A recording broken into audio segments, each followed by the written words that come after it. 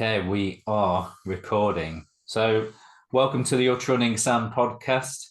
Ellis Bland. Thank you very much. Thank you for having me. Good. So, we were just briefly talking off air about your bread and hummus situation that you've got going on tonight. Tell us about It sounds a lot bougier than it is. It was reduced to 15 pence in the co-op, and I thought I'm eating every hour on the hour, so this is it. This is 7 till 8. So that. yeah, that's about as far as the thought process went. So I'll eat pretty much anything. I don't have a strict diet when it comes to certain anti-inflammatory foods and all of this. I'm not against it, but I think post ultra, like you said off air, is the time to enjoy the things that you don't get to do Mm. or that you shouldn't necessarily do. In my case, pre ultra. So yeah, I'm enjoying myself. I'm a bit hoarse at the moment from the weekend. I'm fighting off, I think, every illness under the sun, but that's what happens when you go for a swim in Lake Windermere in mid October. So yeah. Awesome. Yeah. So, I've heard you I've heard you interviewed before, and you'd spoken about um, your body. Trying to put the way to put this, how your body composition and how you feel like your body is naturally wanting to pile weight on. Am I right in thinking? first Yeah. first Oh, question, like no, offending you about your no, I think it's something which is widely under discussed in the. It's very prevalent in certain spheres, and it's very admissible in others. I think the term body dysmorphia would fit me quite nicely. I personally feel I'm a bigger person than I know I am. I don't weigh myself anymore. I used to. I had quite an unhealthy relationship with the scales. I haven't weighed myself now for probably the best part of 2.5 years. I know now how I am and how I feel. Um, but my genetics, I am predisposed to gain weight. So I know now that I race roughly under 12 stone. I know that my body would want to be, or used to want to be, above about 13 and a half. So I'm not strict with my diet as I got in nice and early on. Um, but there is a very fine line with me in the recovery process. So like I'm back running today. Not hard, just getting moving and just reminding my body holiday's over and it was a nice 3 days. But yeah, no, I think without going into too much detail, I'm not qualified to discuss it. I've seen people about it, and so I am slightly better poised to discuss the situation than some Instagram warriors like to be. But I think there's a gross injustice going on in the world of ultra running at the moment, which is this super lean. To make a rhyme, super lean is mean. Like you just have to look at the podium at UTMB this year, and it brought honest, literal tears to my eyes to see that you've got the likes of Jim Worms, super lean, a phenomenal athlete.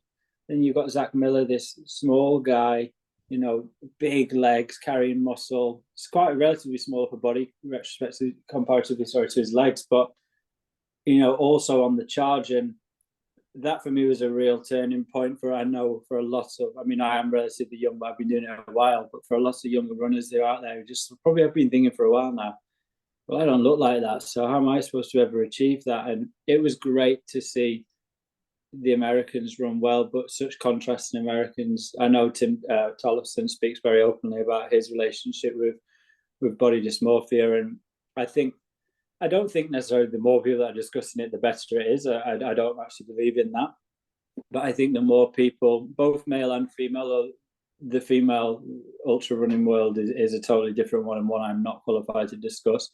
But I just wish more men, boys, backed themselves from an early age to be like, there is no ceiling to this. I've even during my hardest battles with my own mental health when it comes to my weight, I've never once doubted myself. And, you know, when you see the likes of Zach Miller doing that, and it's inspiring. And I think that should be the turning point for a lot of young aspiring runners.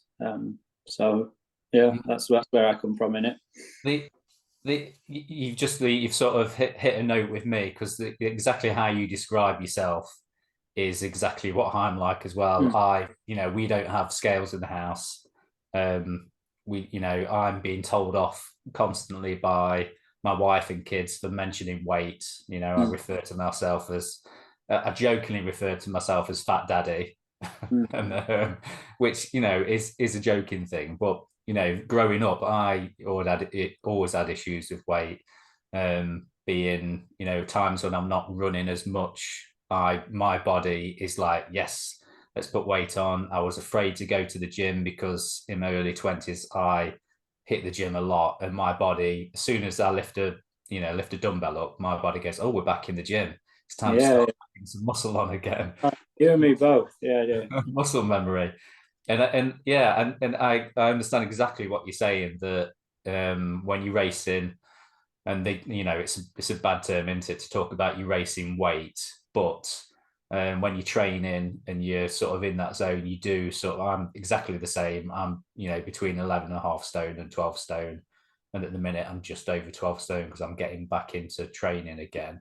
But there was times when I was like 13.5, 14 stone years ago, depressed, unemployed, bad times in my life. And I think maybe it's always just worrying that you're going to go back to that. But then when you've got years and years of running under your belt, your body's probably isn't going to go back to that state again. But if you've always had that body dysmorphia, there's always an issue. You'll always have that, won't you? Yeah, I mean, I've seen both sides of it, in terms of, we're going back a good few years now, when I had an unhealthy relationship with the scales. But I also tried dropping loads of weight, thinking it would be good for me. And people may have a preconceived idea about my life and what I do, and it all looks quite exciting with Vaga and this, and he's there and he's there. I live a very small life outside of that, and so I run the same routes often. I train on the same courses, race the same races. And I remember I dropped my weight right down to about 11 stone 2, and I did it quite safely as well. I didn't lose the weight too quick. I wasn't starving myself, and all my times were down everywhere. They were rubbish. I had no power. I had no energy. Nothing was connecting. It was like one leg was speaking French, one was speaking Spanish, and it was just an absolute shit show. And that was a really nice moment for me, because I was like, okay, so that's too far. And I am a believer in race weight, and it is important.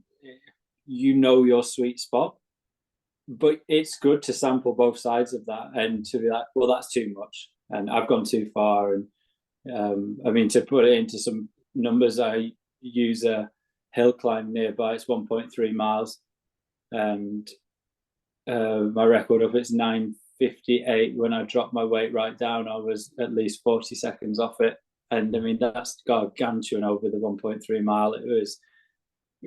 I was getting beaten by everyone on it. And yeah, it was a good moment, that, because I would never want anyone to explore to the level which I did, but to have that relationship with your body and to know what's good and what's bad is crucial. So yeah, I suppose you've got to find a balance, haven't you? While you were saying that, I was thinking of, if you follow Ryan Hall, and and he was saying how, obviously, when you see pictures of him when he was a marathon runner, he still holds the American record, doesn't he, for the marathon? No one's beat it since.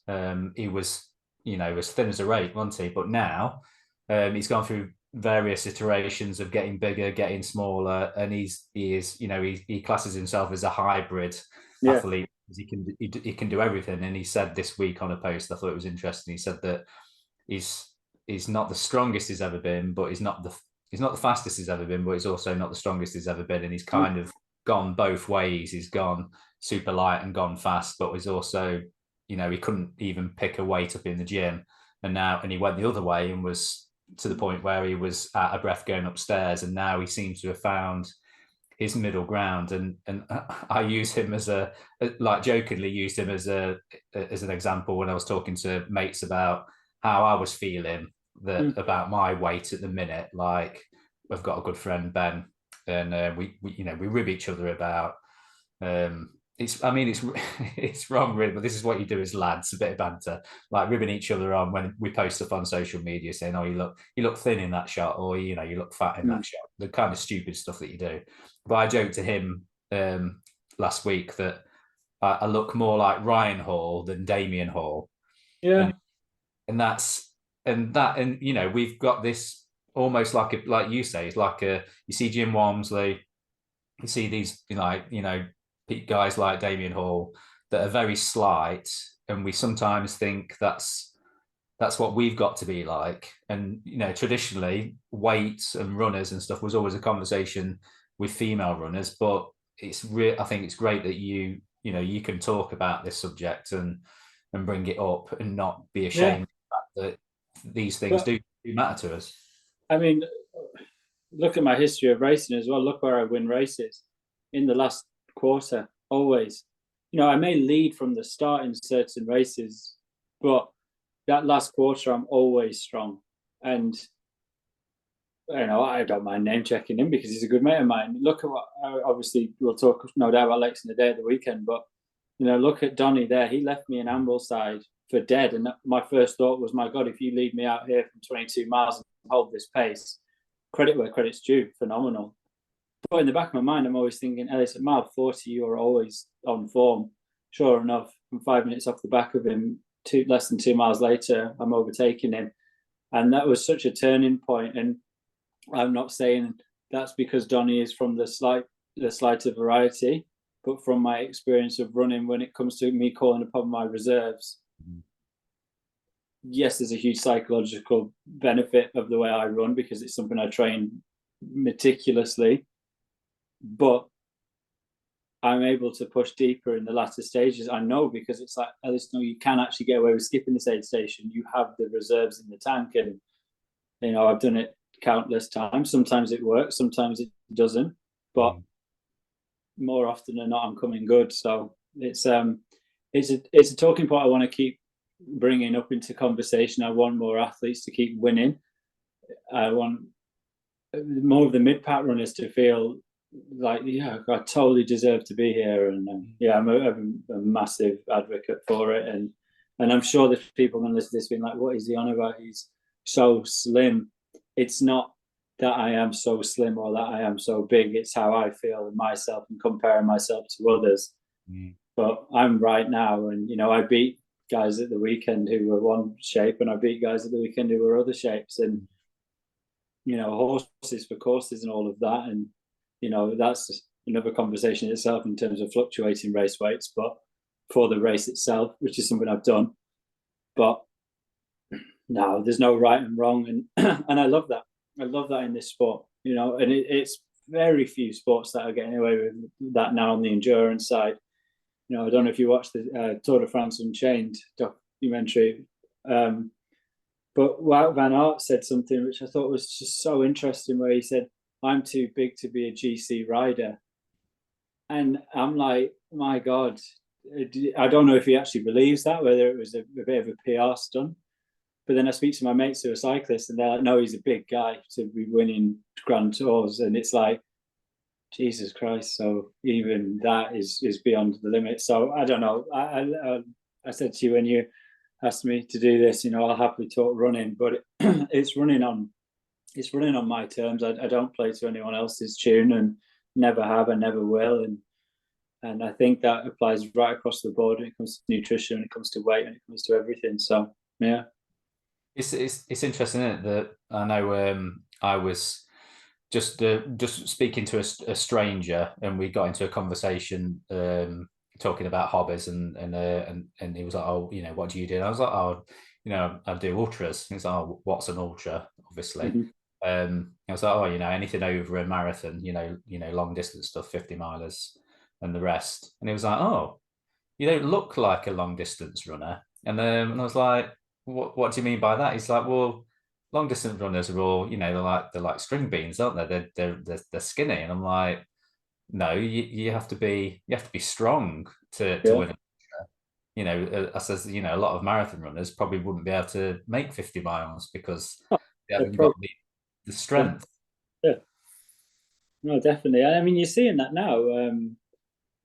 You're seeing that now down at like Zagama and Syria Zinal. You're having the Ugandans coming in and racing on the trails. And Christ, they're electric on the vertical Ks. They're Mm. so good, but it will happen. I've no doubt it will happen. I'm sure there's many other coaches and athletes who are better informed than me, but there is a ceiling attached to certain people. And am I saying that there'll never be a Ugandan winning UTMB? Absolutely not. It will happen probably within the next 10 years. But in order for that to happen, someone has to do it and someone has to get it wrong and then someone has to get a little bit right and then a little bit more right and then so on and so forth. And it takes a long time. And, you know, Christ, look at American males at UTMB. Like, it's taken them that long to get it right. Yeah. So, yeah, it's slow progress. And Mm. you know, and I'm not even what I class myself. I wouldn't even class myself necessarily as an ultra distance runner. You know, when you start talking to guys like Damien, plus 200-mile runners, like I ain't there, and nor do I want to be. In my defense, I have no desire, not at this chapter of my life, but you know, you have them in this conversation, and they may put it on a whole new level of saying, "Oh yeah, no, it really doesn't come into play there because when you're 200 miles deep, Mm.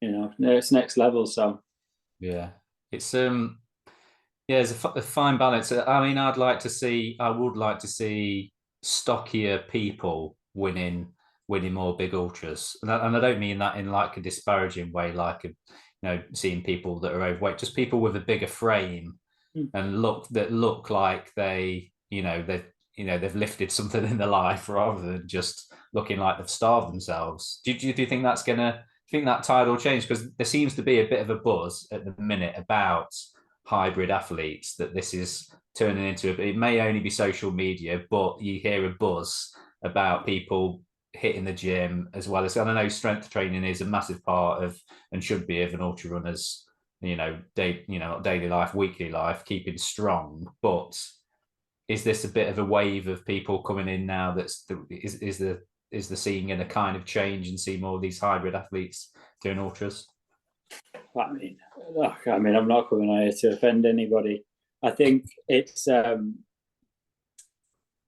think there is a. I think there is a place within the ultra running world for a hybrid athlete. Of course, I'll give you two examples. So I've gone after the double Bob Graham record twice. I've put weight on for that. I've needed to because it was such a gargantuan challenge, you know, and I was doing so much weights on the legs, you know, lower back, everything. Whereas now I'm gearing up to race Black Canyons in February. Sub 8 hour 100K is what my goal is. So as of in 2 weeks' time when training ramps up again, there'll be no lifting of the weights. There'll be cutting weight. My race weight will drop. There'll be a marathon training block after a marathon training block, and again it goes back to this horses for courses style of runner. And I personally don't believe there is, with the very fewest of exceptions, Killian, John Alban,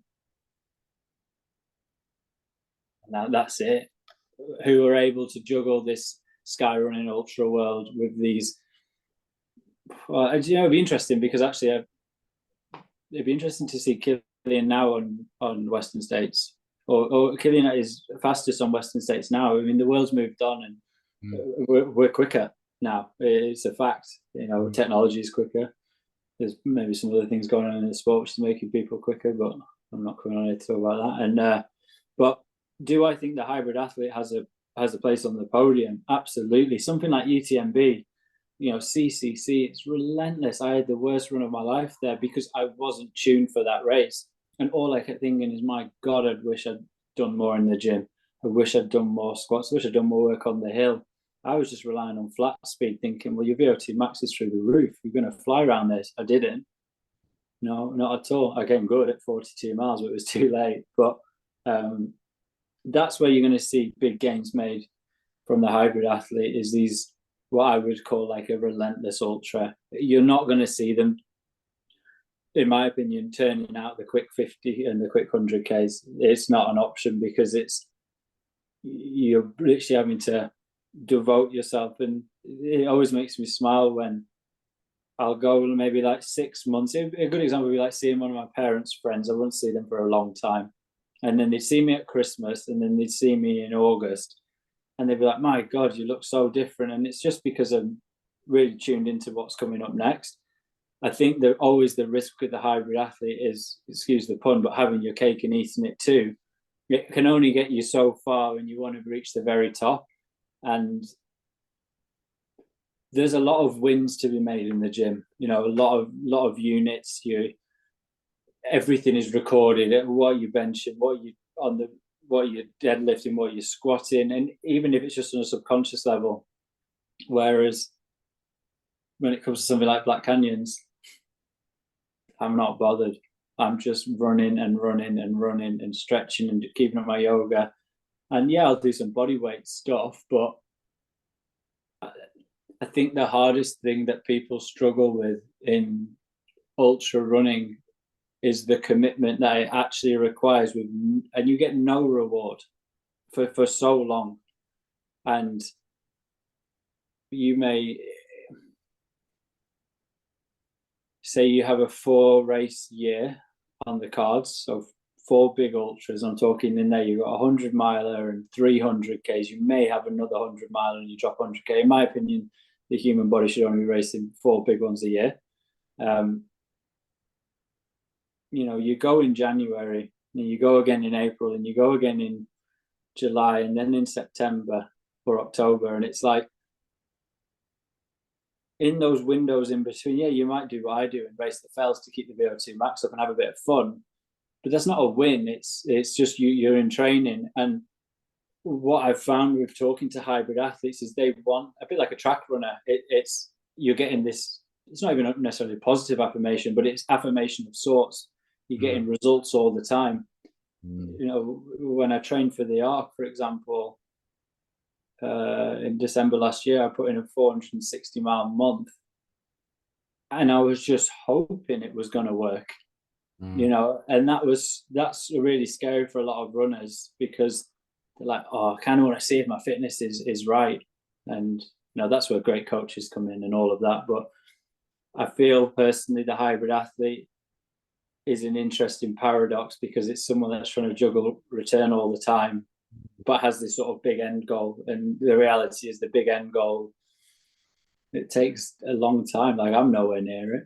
Like, the weekend, Lex in the day, that was just a stepping stone, and it's straight back to it in a safe way. But yeah, so I don't know. There's not many wins in this sport, and that goes right down the field. And I speak more on podcasts about the mid-pack runner, because that's where I fucking came from, than I do myself when it comes to winning, because it's not important, it's not impressive. But even for like the mid-pack runner, I've spoken to so many guys down in Cornwall at the Arc, and that, it's my 5th time doing it, and I was 35 minutes quicker. And it's like, my God, you waited a whole year for that win. Like, that's amazing. Like, that aptitude and that application to that process is phenomenal. It's hard to get that if you want in return all the time. So yeah, I think we'll see more on the podiums in the big mountains.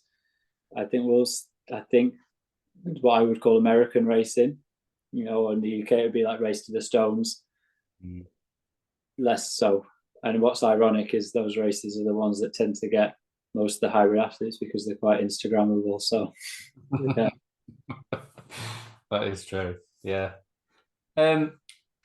Yeah, talk about your running history then. Normally the first question I ask whenever I have anyone on is like, give us your background and how you got into running. But I've heard you talk before about being a mid-packer did you feel like you were sort of a mid-packer for a long time? Because we've all been there. You first start out in ultras, you don't enter your first ultra and win it. Very rare.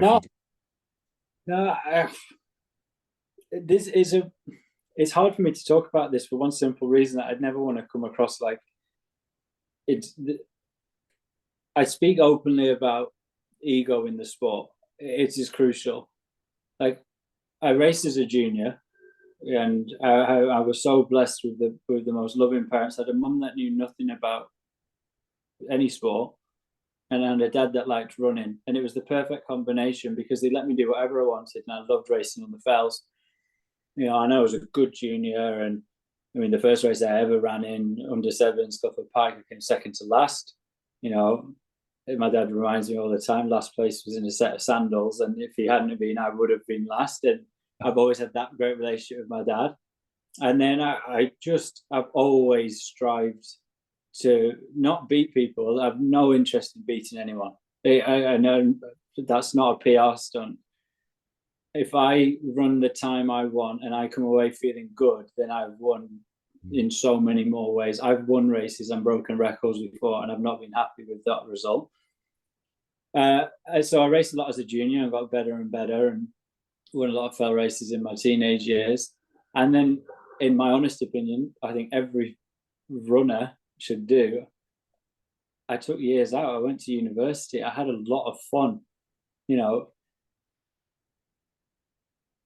I see a lot of juniors up in the South Lakes. There's Kendall Winter League, and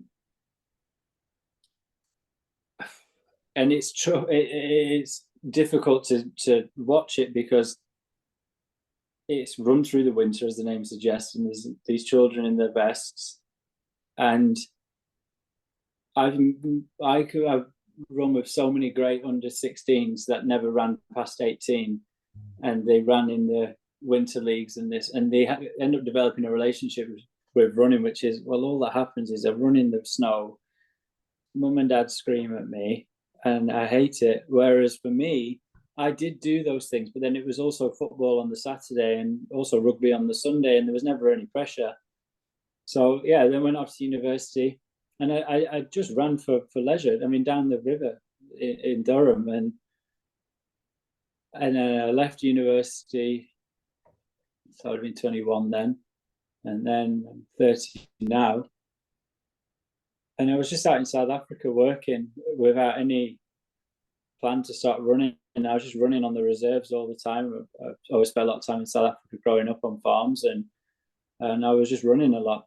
And for political reasons, I got sent home. And then I thought, you know what, I'm going to start this again. And yes, I have run in the mid-pack, but it was funny. I knew I would progress from it.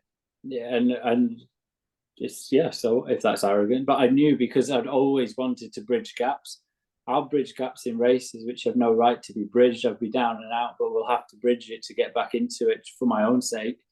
And so I always knew I'd progress from there, but I'm always very humble when it comes to recognizing the morale and the actual racing that's going on in the mid-pack. Often it's boring for me up at the front because there's no racing going on. It's like I'm running someone else's race, so I'm too scared about cocking up my own race. Whereas I can remember running the mid-pack and it was like relentless, like jostling all the time. It's like, I'm going to beat that guy. I've never seen that guy in my life, but I hate him. Like, I never get that anymore, and I really miss it. So there's races now where I run with some mates and I'm like, God, this is fun. Like, you just want to beat that woman and you've no idea who she is, but you just hate her. And I'm like, that's great. And I see that in the fells all the time. So yeah, I mean, and then obviously from about 24, 25, I made the commitment to running long and did my first bob at 24. And then I didn't stop from there, and I don't do anything else now. I just run, but only ever, and like I said, no PR stunts for me, only ever to better myself. I'm not asked about winning. And someone said to me, "Oh, Lakes in the Day is a British Championship race. You're British champion," and I'm like, "Yeah, cool. I'm just so happy that I ran a good race." Like, I mean that. So yeah, I'm super grounded when it comes to why I do what I do. I don't know what I do without it. That's more of a worry. But yeah, I mean, that's my history of running in a nutshell. Having a lot of fun, and even now, like, I take it very seriously. Obviously, 100-mile weeks, week in, week out. But God, I have so much fun. Like, I meet some runners and I talk to them and I think you need to give it up because you're just not enjoying this relationship with the sport. You know, I have my mates around me, we're training all the time. I crew them, they crew me. It's like we live, sleep, breathe it. We have things that's going on outside, you know, work and partners and dogs, and some of them have kids. But when it comes to our running, it's like, oh, we live for this one day. You know, I had like 8 people out with me on lakes in a day. They weren't even allowed to pass me anything because of the rules. There's no crewing allowed. You're just allowed to talk to them. And, you know, they still turned out and it was nuts. So I have a lot of fun. And I think the questions I'm getting asked most now about my running is probably more like, how do you keep it exciting? And it's like, well, I'm on the track every week.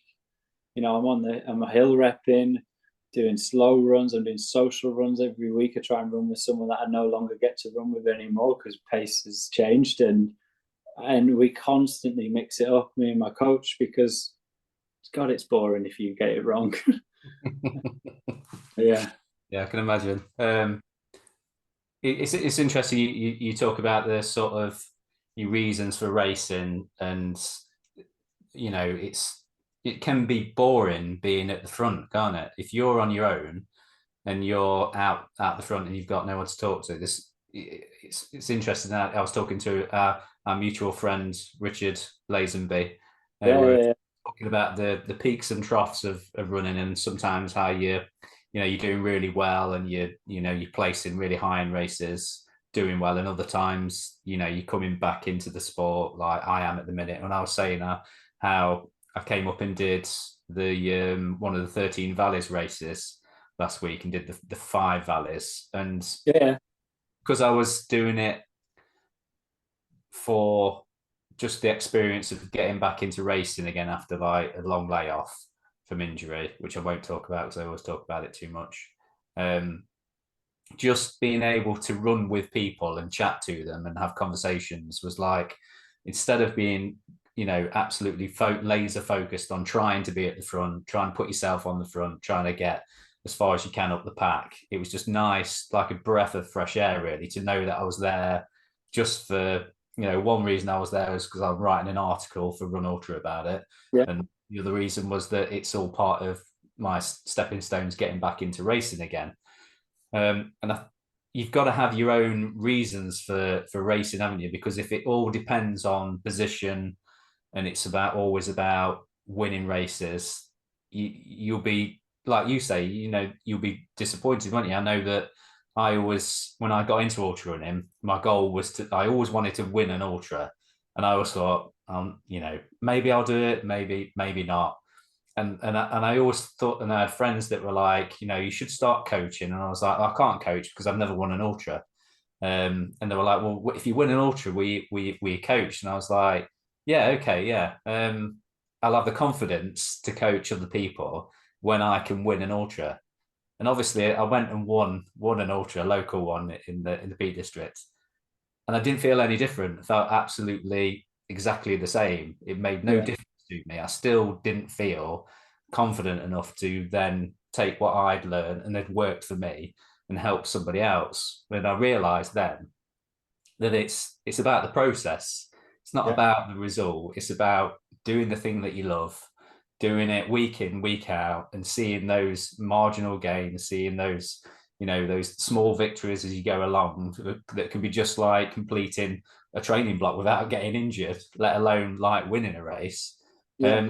To stay in the sport for a long time, you've got to have a why, haven't you? Yeah, for sure. I mean, I don't coach either for very similar reasons.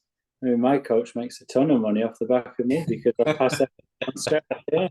But I do coach now, though. yeah, good. And that's good because it shows that you. This is a conversation I used to have a lot with my partner at the time, and we'd speak about what does success look like for me in the sport. And I said, you know what, I'll tell you when I get there. And I keep thinking this is going to be it. And, we're talking about golden tickets for Western States now in February. I swear to God, I don't think it will do it. And I kind of love that feeling. I feel happy when I execute a race well. mentally strong throughout. You know, I always wobble at mile 35. It's almost become comical to the point where I turn my mile markers off, and yet at the weekend I still wobbled at mile 35. So I mean, I need to address that, but whatever. But the why is interesting for that exact reason. I don't necessarily have a desire to go into coaching. I think coaches, I think you can be born both a runner and a coach. And I mean, like, look at Pep, look at Klopp, look at Fergie, like these great Premiership managers. They were good football players, but like it's widely discussed that Klopp was born a coach. And I personally feel I have something to coach one day, but in order for me to do it, I have to be satisfied with what I've achieved, and I'm not. And yeah, I don't know what success looks like for me, and I'll let you know if I ever find it. But I'm not doing it for that, and I reckon the day I'm happy will be on the most. It'll just be something so mundane, and it'll be like, oh, okay, so this is it, and you know, I'm looking forward to it, but I sort of hope I never find it. I kind of love this never-ending battle. It's so sadistic what's going on in my head at times when it comes to my running, but I just keep going, and it's always fun. It's fun when it isn't. So, but yeah, I totally relate to what you're saying there, and why you went and did 5 valleys, and it was a super event, and credit to 13 valleys. I was actually part of the team that mapped the route out. We did like a relay thing. That was one of the most ridiculous nights ever. Just like run from Honister to Coniston. It was just like, oh, God's sake. But yeah, I don't know. I reckon you could get 1,000 ultra runners on this and ask them what the why is, and I bet no one can give a straight answer. I can't. So.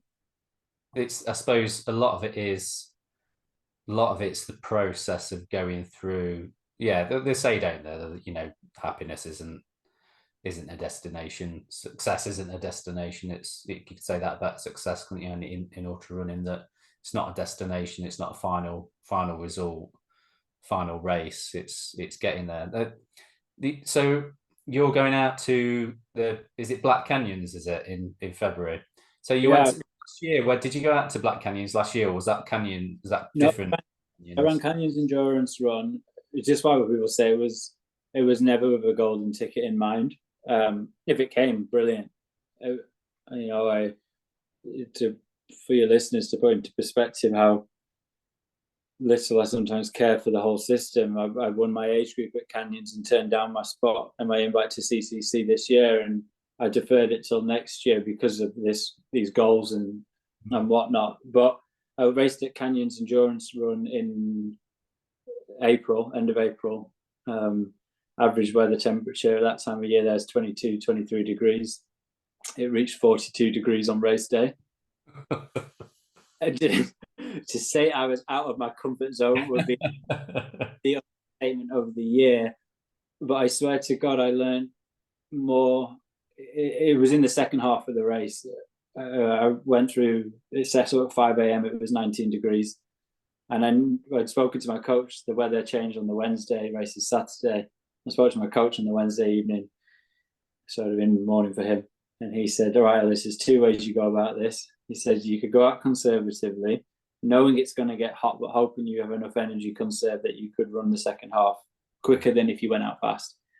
And he said, or you can do what I know you're going to do, which is go so hard, see how much of the course you can break, and then hold on for dear life. Well, I went for the latter, and I went through the first 50K in 3:58. That was about 2,500 meters to climb. Wow. And then the second half took me 6 hours and 47 minutes. And it was, to say it was a war of attrition, it's weird. I've only ever heard people speak about running in the cold as I speak about running in that heat. It was phenomenal because I was getting passed by American athletes. Ida Nilsson passed me. But people with experience of running those temperatures, and they could adapt. They weren't running faster.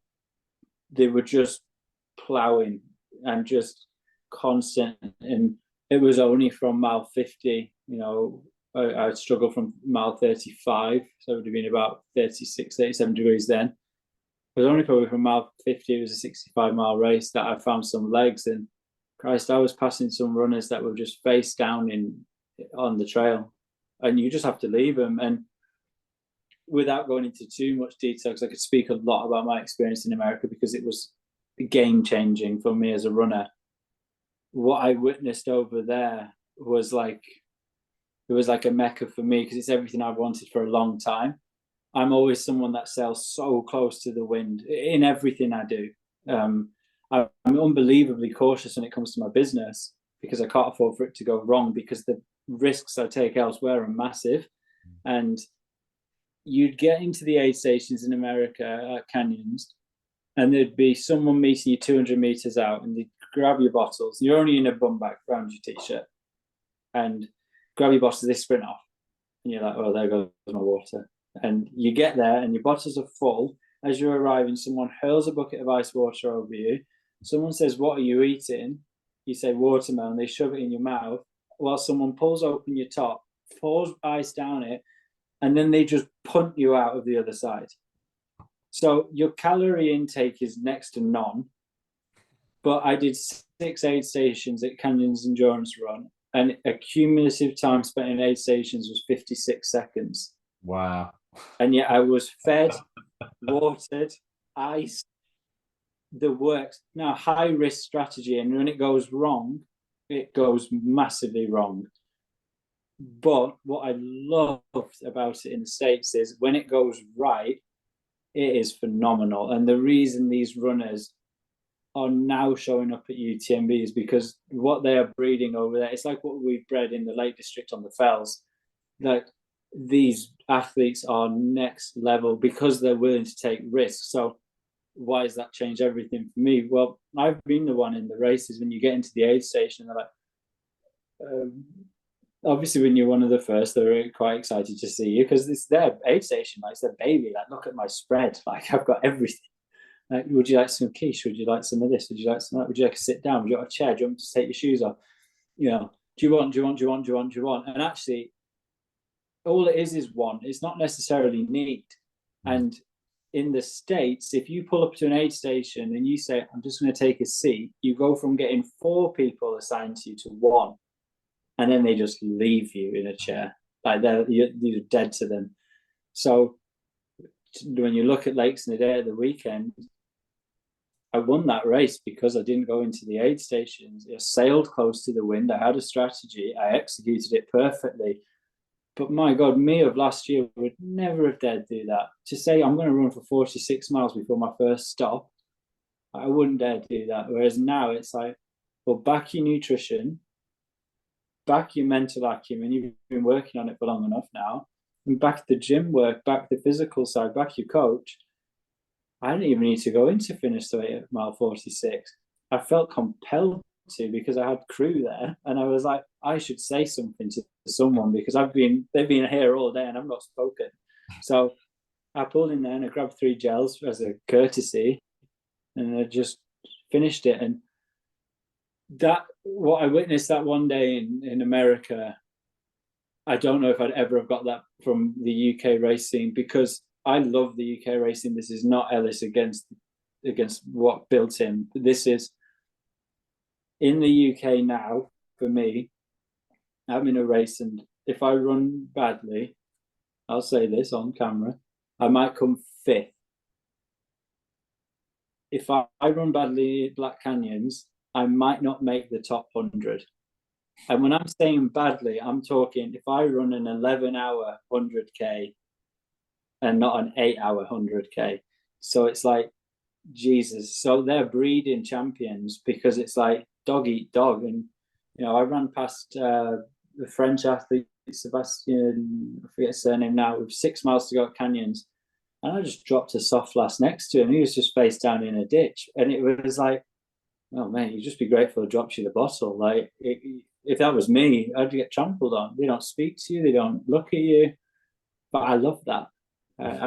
I'm done with this cutesy racing. So, you know, I don't mind admitting that when I got into Ambleside, there's a picture of me and I've got my hand like this. And I'm like, shh. because Donny had gone into the aid station and they're all clapping me through, and I didn't want them to clap me through because I wanted him to be tucking into whatever and me just sneak on round the back. And that's racing now for me. Is Donny's one of my best mates, but God, I wanted to do him over because it's such a cheap victory to do it like that. You know, we're looking at margins. You had to put shoe bags on your feet to go into that aid station. I've not got time to put shoe bags on. Like, I want to run.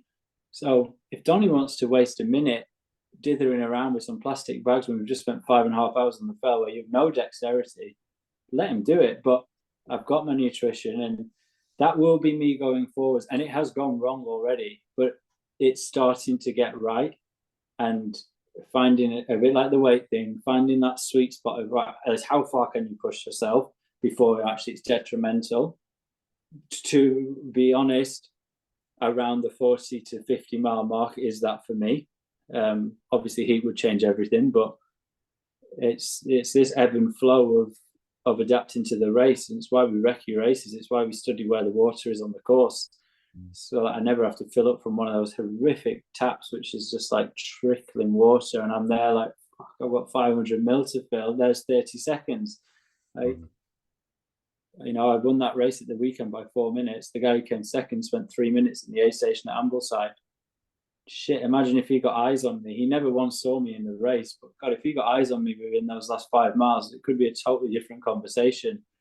Did I win that race because I'm a better runner? Maybe. Did I win that race because I took tactical risks? Absolutely. That no one could doubt that. The times speak for themselves. You know, he put 50 seconds on me over the last 22 miles, but he lost 3 minutes on me where I never bothered stopping. Like that's it. That's all part of racing, though, isn't it? You can have guys that are, you know, similarly matched with ability and fitness, and then it comes down to strategy. I know. I've done in race. I know you've talked about like shoe strategy and stuff like that. I've, you know, sweet talk race directors to let me leave a pair of like different trail shoes at one of the aid stations, and you know, him kind of sort of grumbling and saying, "Well, I'm doing you a favor for this." And I was like, "Well, has anyone else asked to do it?" He's like, "No." And I was like, "Well, if they ask, then you can do it for them. But all I want to do is I want to be able to put these shoes here because I know that section is fast and runnable, and I don't need trail shoes for it. So I want to give myself the best advantage that I've got, just to, you know, and that's all part of the tactics, isn't it?" Well, it's racing, and it's margins. That's where we're at now. You know, we're getting nutrition companies like Voom banging 45 grams of carbs into a bar that big. Like, my God, if I've got 2 of them, that's me for, you know, at a push. You know, I can run now on 45 grams of carbs an hour. Great. Do I need that slice of quiche anymore? No. Do I want it? Yeah. But you ain't winning like that. That's the level that I'm pushing now. Is Ellis, you've taken beans on toast at the Arc at mile 86 for something to do, like, because you were bored. Like, you were bored of running. You were looking for distractions. You're checking on your watch. You know, it's shocking, and it's not front runner mentality. And if it is, then I will go on to win a lot of races, because that's done for me now. And yeah, I mean, that's it. Awesome. Well, just thinking about the US, then, are you going out there obviously to do your best, aren't you? If everything goes to plan and it goes your way and you get that golden ticket, are you lining up at Western States? Yeah, 100%. I'm not. I hate these runners that are like, like, obviously, like, hands down. But I'll tell you this: I'm very good friends with Elsie Davis, and we speak a lot. And the golden ticket for her from Nice came as a bit of a shock. She's happy. I'm so proud of her. Her commitment is second to none. What's different for me though is I'm actually going after this golden ticket not to race Western States. Western States is the byproduct of getting the golden ticket.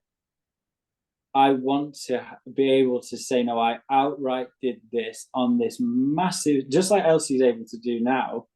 Elsie's not that, I don't think she's considered Western States. Now she's having to.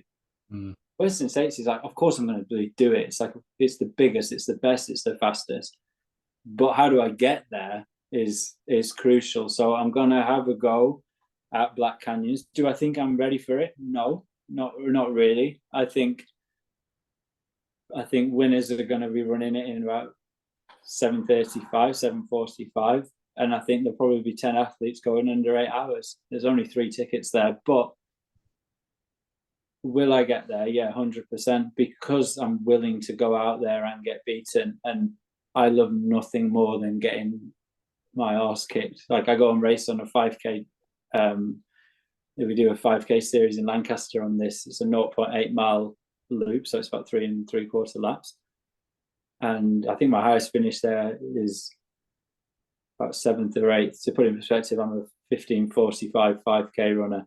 I go down there just to get humbled. Like I love it. Straight away, I'm like, whoa, I'm a long way back. And that's a bit like what it is in the States, but I keep going back to that track now, and I'll keep going back to the States. I'm racing there 3 times next year. You know, I'm racing Black Canyons 100 miler.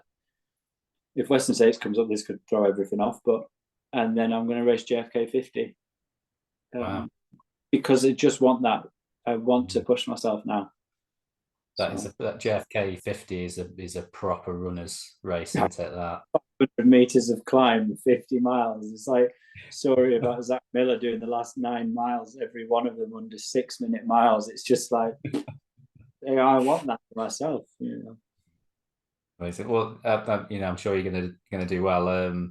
Be nice if you get that golden ticket. I absolutely love Western States. I went out there, you know, as my listeners will you know, complain again about me mentioning Western States, but I went out there not this year, last year, and ran a follow cam at the end. So from Rogby Point, the last checkpoint, down to the track.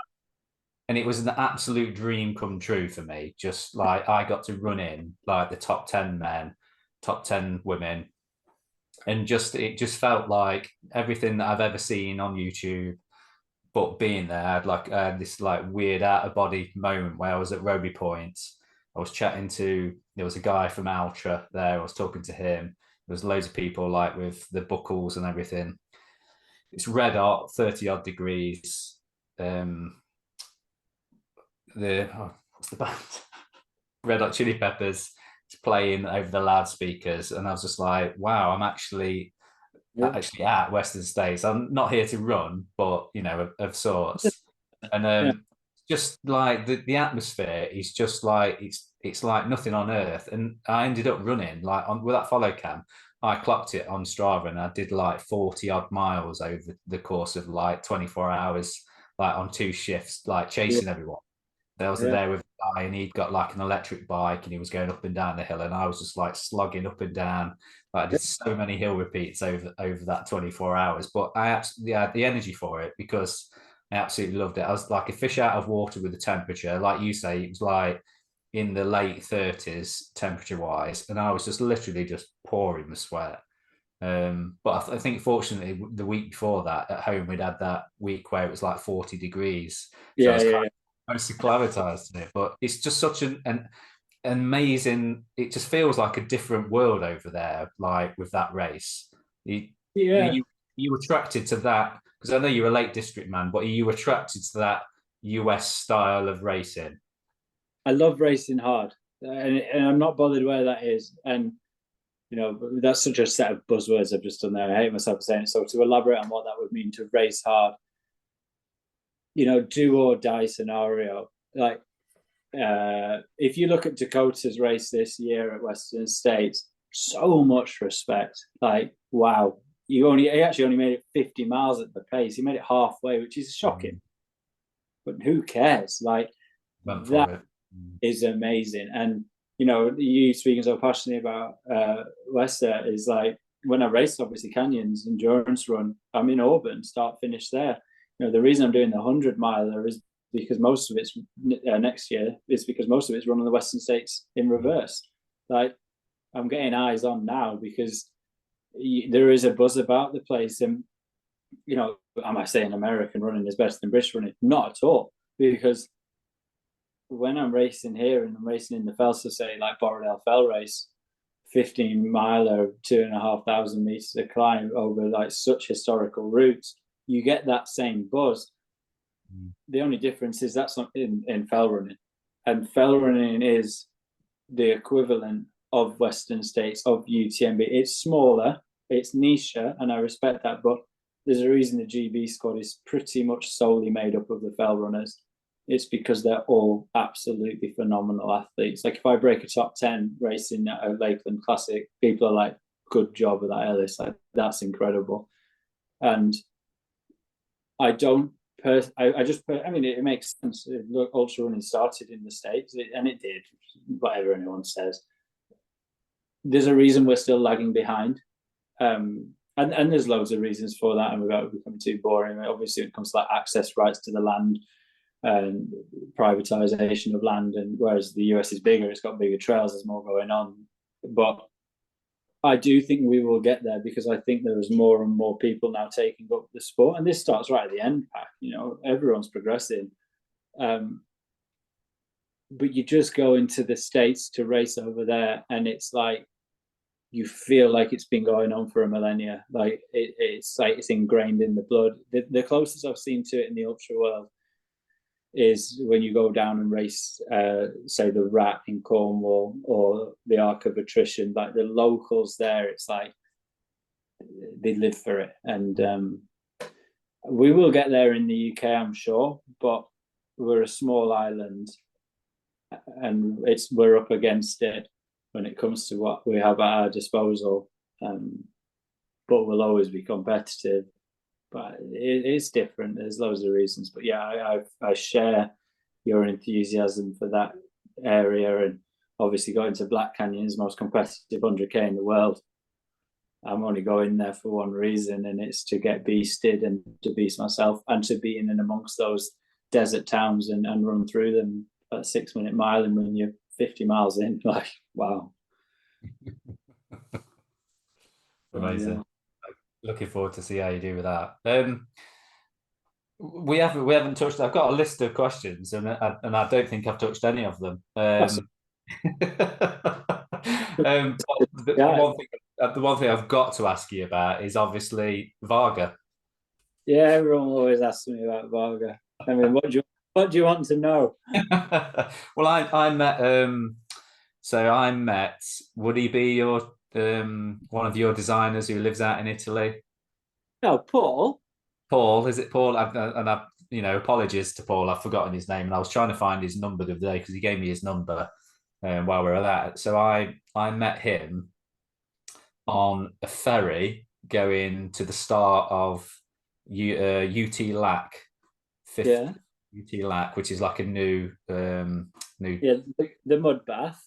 Yeah, that was it. Yeah. Fingers like clawing. Yes, yeah, that's it. Yeah, all that was specifically one or two climbs that were just absolutely horrific. You were literally just like the greatest trail shoes in the world had no chance. You should just like being on ice all the way up those hills. Yeah, but we met. So I was doing a bit of filming on the ferry, because you catch a ferry from Lecco round to where the race starts at like another village that I can't remember the name of. And so Anna was there. Anna, what's the last name? Anna the runner, can't remember her last name, from the running channel. She was there, and she was chatting to some Brits on the ferry. I thought, there's not many of us here. I'll go over and say hello. So I went over and sort of introduced myself, and I noticed he was wearing a Vaga cap. So we started talking about that. And he's like, oh, yeah, I work with them. And is he your chief designer, or is he? Yeah. So in terms of Vaga and and how this beast came to be formed. There was myself and my business partner John, and let's just say we hit the ceiling very quickly with crayons. We were like, shit, this isn't easy. And we didn't know anything. We knew nothing. The only thing we knew is what we wanted. We didn't know how to get it, but we knew what we wanted. I knew I wanted a shorter peak because I was losing peripheral vision on the peaks. I knew I wanted to go lighter than some of our competitors. I hate naming names because so many have influenced us. I knew what we knew what we wanted, we didn't know how to get it, I think. Anyway, we knew Paul loosely. And Paul applied his trade in the major fashion houses, one of the most senior designers at Hugo Boss, for example. And we pitched it to him. Well, Paul had pretty much near enough retired at 39.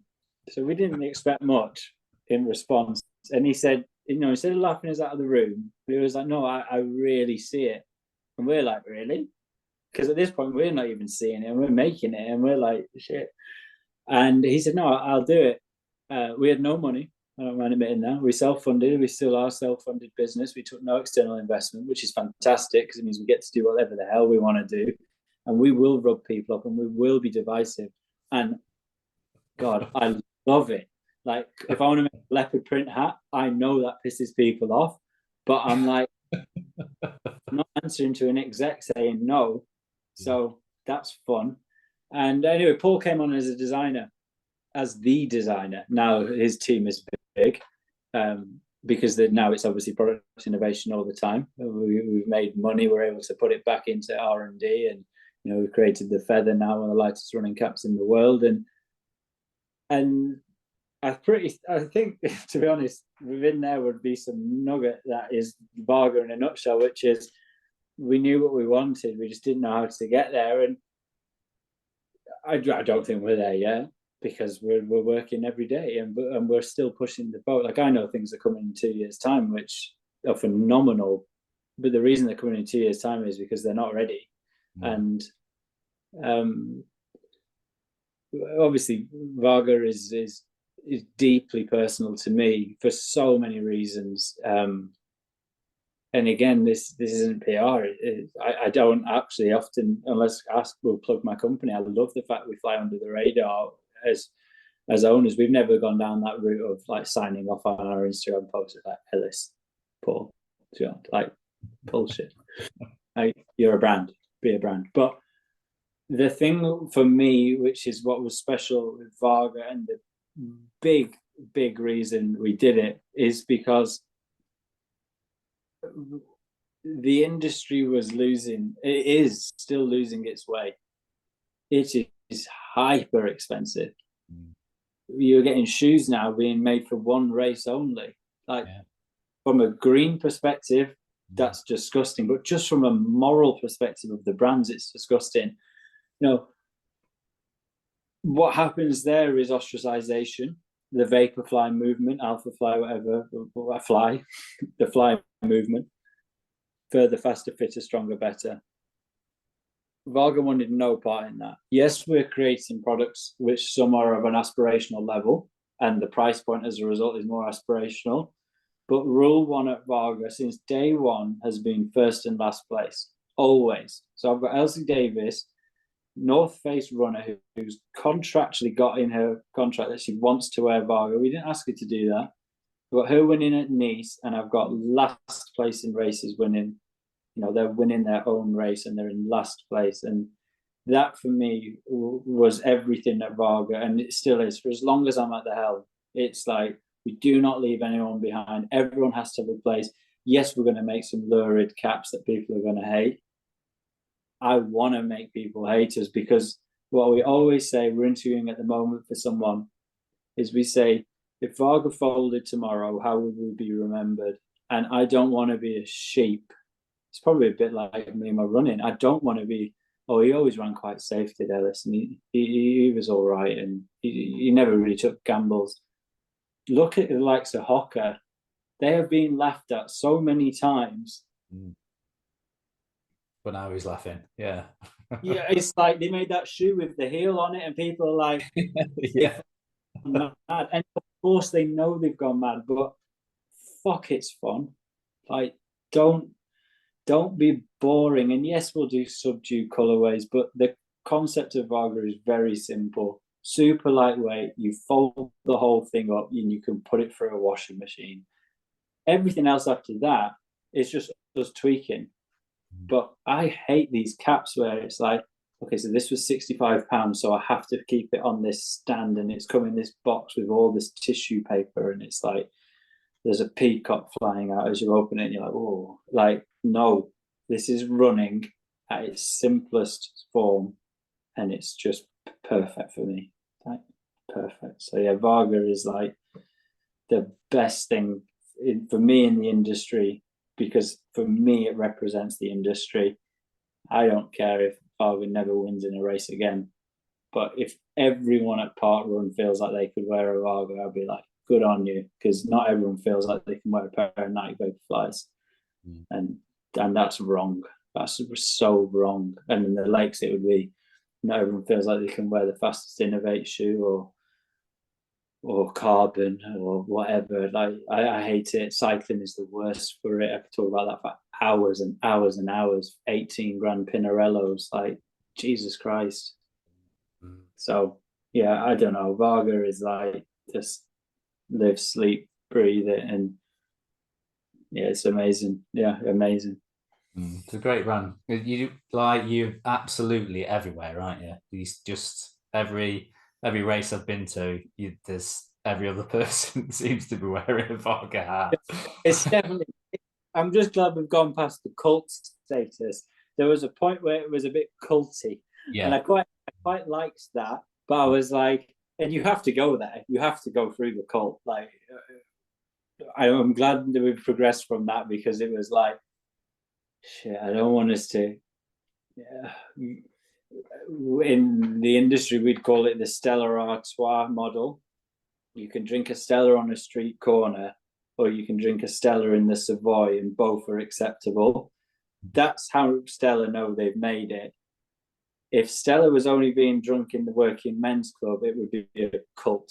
And we had to break through that, and that's new product and different runners, different backgrounds, different countries. Vaga's in 38 countries now.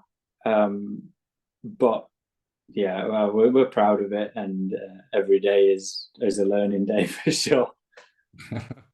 Yeah, that was the sort of conversation I had with Paul on the boat. He was just saying how just numbers had just gone up and up and up and up and up, and I was, so I can fully believe it, because everywhere I look is somebody in a Vaga hat. So well, he's a designer, so he loves to talk. The design next level. If he was on this, you wouldn't be sleeping tonight. So well, I remember asking him at the time, but I was like, "Oh, do you want to?" We were talking about getting you on the podcast and stuff, and I was like, "Well, do you want to come on?" And he was like, "Oh no, I don't do social media at all." He's not on, not. He says he's not on any social media at all. So I was like, "You're not Instagram, Facebook?" No. He's not. Yeah, his wife is, and I know that he sees things on her social media, because often he'll say to me about, oh, what's this that we're doing at the moment in Hong Kong, and I'm like, oh, social media. It's like, stop checking in under your wife's alias. So, Instagram stalking, it's called, isn't it? Talking on his own business partners. Yeah, very funny. But yeah, it's a dream. It's a dream come true, and trust me, we don't take it for granted, because we firmly believe in what we're doing, and it's working. Like, and yeah, some people won't like us, and I'm really okay with that, because it has to be like that. I can't stand these brands that stand for nothing. Like, Vaga is there for everyone. Not everyone wants it. That's great. Yeah. My only bugbear is that you don't do a trucker. Oh, well, watch this space. Just, when you're talking to me now, all I'm hearing is Paul. So it's like idea. I'm like, well, we're gonna. With you, how you love like US running, a trucker is like an essential thing to have, isn't it, when you're in the States? It's also a market, so it's all right. exclusive. The trucker is coming. We're just working really tirelessly on it. It's a really simple hat, but it's a really complex one in the same way, because they quite easily become quite Trump-esque if you're not careful. Like my life is mostly spent wearing prototype hats. There's many a trucker that I will not even take out of the office because I'm like, look like either Daffy Duck or Hey Arnold. Like it's just some big old things. Yeah. So, but yeah, I mean, we prototype when we get it right, and then it comes to market. But there will be a trucker coming out by this time next year.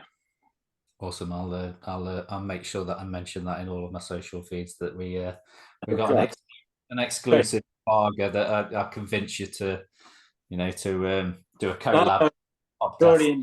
And trust me, it's just shockingly bad at the moment.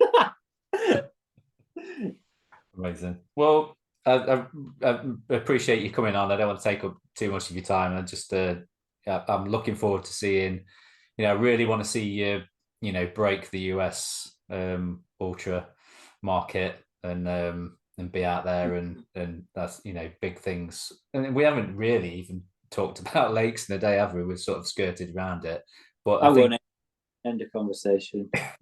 It doesn't matter. That's the dream. Like that's what I love. It doesn't matter. Like it's done. We move on, and it's like it was a great day. It is a celebration of running 32 miles. It was a bit longer actually. 33 miles on the fell because the closed holes fell, and that was a nightmare. And then 22 miles on the trail at the end. But no, I'm not big into that. I'd rather talk like we've spoken about the real things in running. Like, great, Ellis, you won. You broke people. Like, cool. But why? Why did you break people? Well, all the things that we've spoken about in this podcast is why I broke them, because I wanted to. So yeah, but no, thank you. And yeah, all I'll say is obviously you see me racing in the States, and just please know that it's just a boy just loving it, like just like you were at Western States. I love that story. I'll remember you telling me that, because it's like, God, why do we do this? Like when it's really shit and it's hot and you're getting beaten, and then it's like, no, there's people that love this, and there's people that would chop off the right arm to be at these things, and I never take that for granted. So no, trust me, when I'm there, and I'll be so nervous on that start line, but because I mean I have such bad imposter syndrome, so you can put it on a whole new level in the States, but I will be content and I will run my heart out. So yeah. Awesome. Well, if you're at Western States, if I get back there this next year, that was always my plan to get back and do a follow cam again. So I've still got the invite from last year that I couldn't go, but I'm desperate to go back. So if you're there, run me in. yeah, absolutely. Yeah, back, that'll be a first. So. Well, there's I managed to keep up with everybody on the track apart from French guy, and I can't remember his name now, but he absolutely sprinted. I mean, when I'm fast, when I am doing intervals, I can, I managed to keep up with everybody running around the track. But this guy, I can't remember his name now. It's gone out of my head. But I was like, full respect to him. It's like my mate at the weekend. He met me like 4 miles out of Cartmel. He's in his car, and he drove to the race course in Cartmel. And I actually saw him pulling into the drive, and it's about 0.5 miles from there to the finish. I thought, God, he's cutting it fine. And I mean, I'm like sub 7 minute mile in, and he tears out on foot. And I swear to God, within about 20 seconds, I dropped him. And I was like, mate, you've crewed me now for 9 hours, and you've missed the finish because you backed yourself to run me in. And it was just so funny. And there's actually a great picture on someone's phone of me looking back, and I'm like, what you did? Where you did? So, yeah. It's amazing how you can find the energy for a sprint finish, isn't it? Yeah, I mean, the sprint finish on Lakes and Day is a whole new level. It's like 2.5 miles of downhill tarmac. It is brutal. So anyone that likes the Zach Miller special at the end, get yourself down to Cartmel in October, and you see some pretty big finishes. I saw a guy ran his closing mile in like 5:25, and he was in like 42nd place, who was like amazing. Like, fuck, don't tell me that not everyone's racing. Like, the guy's just dropping nearly a sub 5 minute mile. Right. Thank you for your time, Sam. Yes, cheers, mate. Thanks for coming on, and I'll look forward to the Vaga trucker cap coming out, and I'll make a purchase. We'll get you. It's right. All right, dude. You take care. Cheers, mate. You too. See you soon. Cheers. Do I just leave this? Yeah, I'll stop recording now. Bye. I always get panicked.